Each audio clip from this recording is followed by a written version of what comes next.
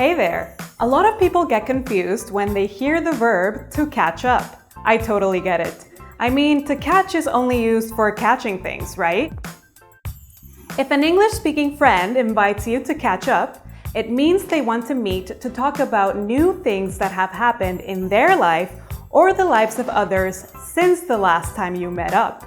To catch up can also mean to get up to speed with specific things like homework, class, or a TV show.